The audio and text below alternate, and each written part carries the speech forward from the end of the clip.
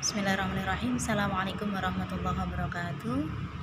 Alhamdulillahirrahmanirrahim. Pada kesempatan hari ini perkuliahan di semester Gasal Institut Agama Islam Ngawi untuk semua fakultas sudah berlaku efektif.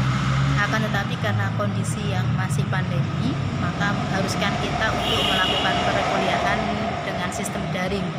Nah, untuk memperlancar perkuliahan kita ke depannya, maka kemarin atau tadi malam ya, saya meminta salah satu koordinator kelas untuk membuat grup WA khusus untuk mata kuliah kita, supaya nanti saya lebih mudah untuk memberikan instruksi, meskipun pada akhirnya nanti kita akan menggunakan media pembelajaran melalui website e-learning yang dimiliki oleh IAI Ngawi.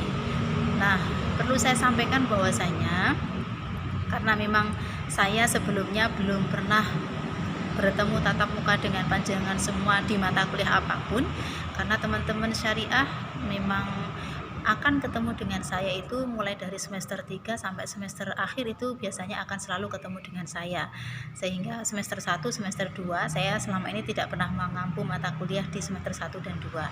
Oleh karena itu, sebagai perkenalan karena ini pertemuan pertama, supaya tak kenal maka tak sayang perkenalkan, nama saya Nihayatur Rahmah, biasa teman-teman memanggil saya dengan Bu Niha. Adapun rumah saya di Madiun ya, tepatnya di Uteran Geger Madiun, jadi Madiunnya Madiun Selatan, hampir perbatasan dari Ponorogo. Monggo nanti sewaktu-waktu kalau teman-teman ada yang lewat di sekitar rumah saya, dipersilahkan mampir ke rumah.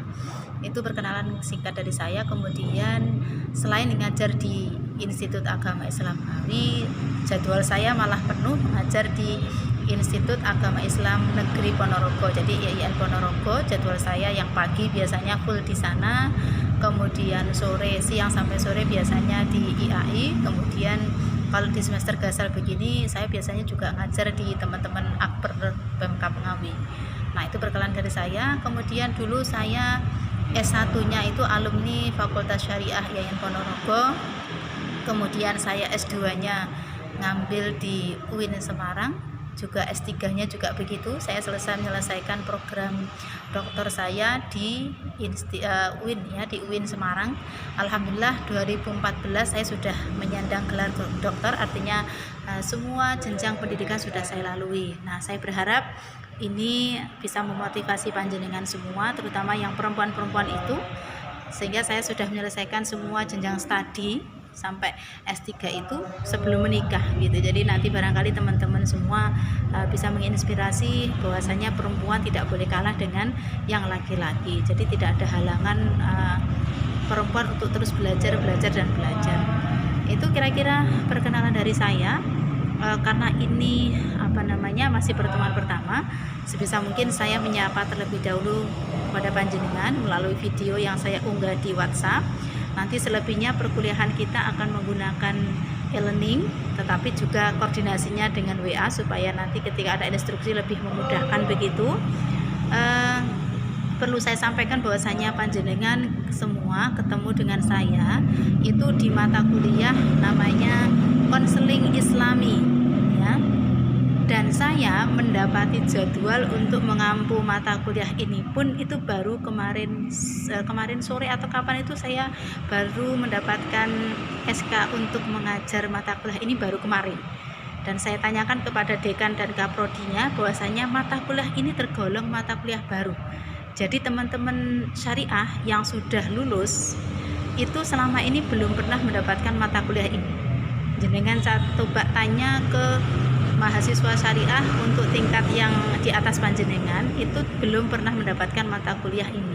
Oleh karena itu mata kuliah konseling Islami ini luar biasa karena akan diberikan kepada panjenengan, karena barangkali gambaran konseling Islam itu mungkin selama ini hanya diberikan untuk teman-teman yang di BKI ya, misalkan di bimbingan konseling Islam. Tetapi kenapa mata kuliah konseling Islam ini diberikan untuk fakultas syariah? Nah, ini panjenengan ketika mau belajar apapun, belajar dengan siapapun, belajar dengan dimanapun, itu harus tahu filosofinya.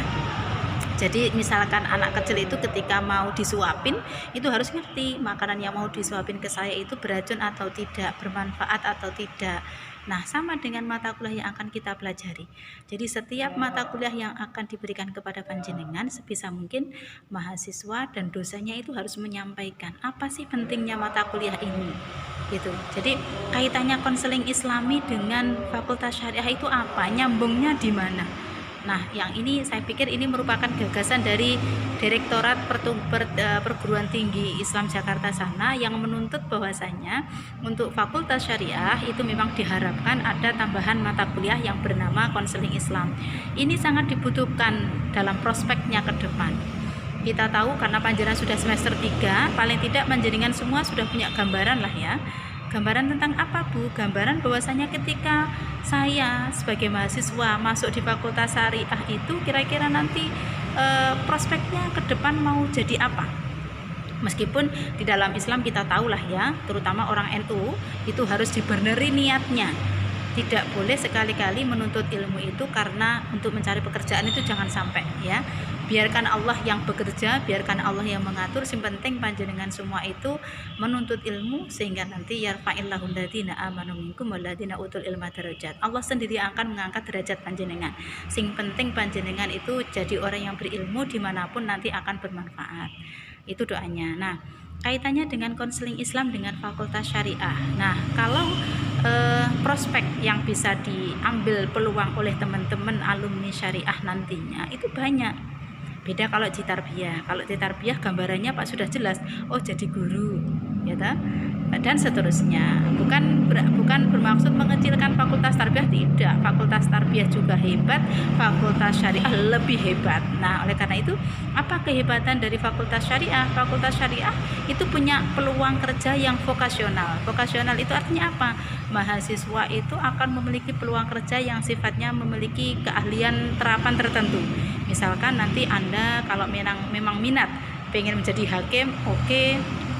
Pengen menjadi advokat juga oke, pengen menjadi mediator juga oke. Nah, seperti yang webinar yang kemarin baru saja diselenggarakan oleh Fakultas Syariah, kita mendapati narasumber yang ketiga-tiganya, ada yang hakim, ada yang mediator, ada yang advokat. Nah, apa perlunya konseling Islam terkait dengan 3 profesi ini? Paling tidak minimal 3 profesi ini sangat penting sekali.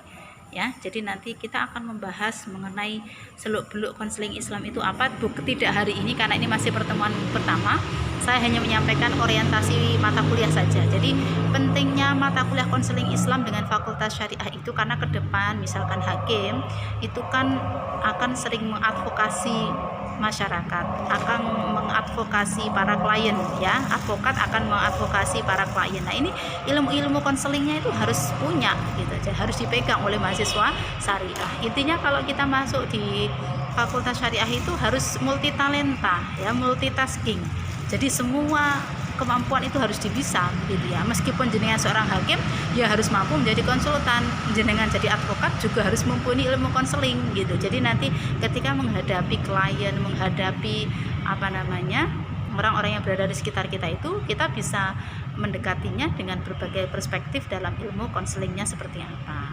Kenapa kok ada embel-embel Islami Bu? Ya karena kita hukumnya itu kan hukum syariah. Jadi pendekatan yang dikenalkan dalam konseling Islam itu seperti apa. Nah jadi ini pengantar dari mata kuliah kita. Artinya mata kuliah ini tidak bisa diabaikan begitu saja. Ini bekal panjenengan terutama nanti kalau memang ada yang minat menjadi hakim, minat menjadi advokat, mediator dan seterusnya. Konseling ini nanti sangat dibutuhkan ketika psikotes ya. Jadi nanti ketika wawancara dan seterusnya, ketika psikotes, ketika interview itu sangat dibutuhkan. Jadi ketika jenengan dihadapkan dengan permasalahan ini, baiknya bagaimana dan seterusnya itu sangat penting sekali. Kita tahu kalau seorang hakim itu kan luar biasa majemuknya permasalahan yang dihadapi. Dengan bekal menguasai konseling Islami nanti insya Allah akan lebih bijak dalam menangani sebuah permasalahan atau kasus tertentu. Nah itu kira-kira pengantarnya ya. Mengenai outline atau course outline nanti kalau memang sudah jadi, mohon maaf karena tadi malam itu saya sudah mulai membuat timeline perkuliahan karena memang mata kuliah ini masih baru. RPS-nya belum ada, dulu belum pernah ada yang mengampu mata kuliah ini. Jadi tadi malam saya masih istilah kata gerayah-gerayah ya, mencari referensi sekiranya yang bisa saya sampaikan untuk panjenengan dan cocok untuk konseling di Fakultas Syariah itu apa. Nanti akan saya posting di ketika sudah selesai. Ini semalam itu baru dapat 9 tema. Seharusnya kalau sampai UAS itu kan kita memiliki 14 tema ya. Sehingga nanti sementara kita perkenalan dulu secara personal, kemudian kita perkenalan secara mata kuliah. Adapun timeline perkuliahannya itu nanti kalau sudah fix akan saya posting di e-learning, nanti akan saya kabari dan nanti kita cermati bersama penugasannya bersifat apa dan seterusnya. Nanti instruksi lebih lanjut akan saya konfirmasi di grup WA ini. Itu ya sebagai perkenalan. Selanjutnya begini, karena perkuliahan kita daring, kalau tidak salah jadwal mata kuliah konseling Islami nanti akan dilaksanakan setiap hari Senin jam ketiga kalau tidak salah. Nanti dicek lagi jam berapa. Nah, pertanyaan saya monggo nanti ditanggapi di kolom komentar di grup WA. Ini baiknya karena perkuliahan daring, kalau menurut saya barangkali teman-teman, saya tidak tahu, nanti saya kepinginnya setelah ini masing-masing memperkenalkan diri,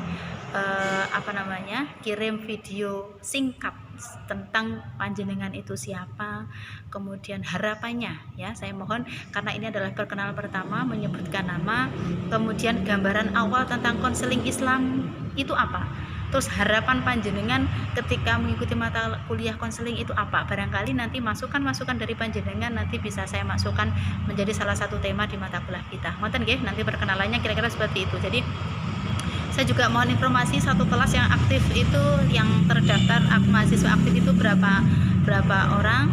Terus kemudian perkuliahan ini karena daring, saya tidak tahu profesi panjenengan sehari-hari, aktivitasnya itu apakah ada yang murni hanya sebagai mahasiswa atau ada yang juga mahasiswa juga merangkap bekerja, nanti bisa disampaikan pada waktu kenalan. Nah, maksud saya apa?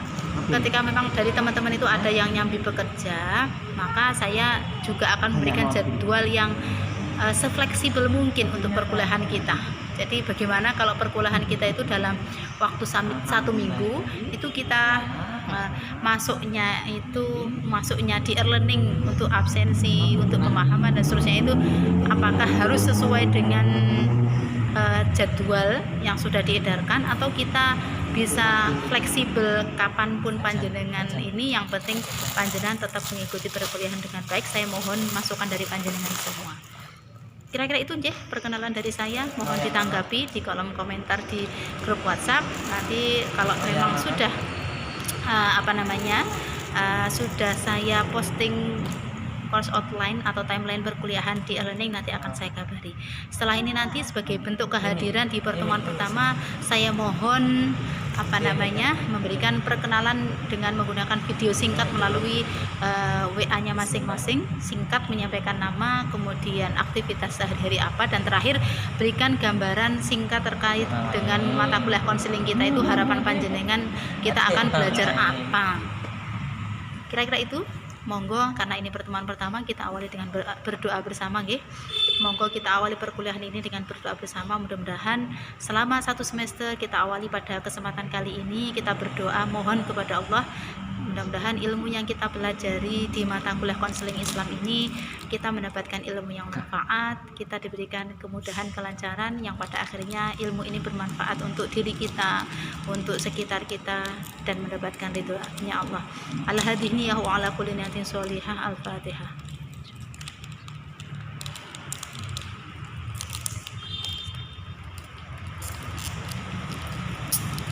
Terima kasih, selamat belajar, jaga kesehatan, semoga pandemi segera berlalu sehingga kita bisa bertemu perkuliahan dengan tatap muka. Kurang lebihnya mohon maaf, kita akhiri dengan alhamdulillahirabbil alamin. Kurang lebihnya mohon maaf. Assalamualaikum warahmatullahi wabarakatuh.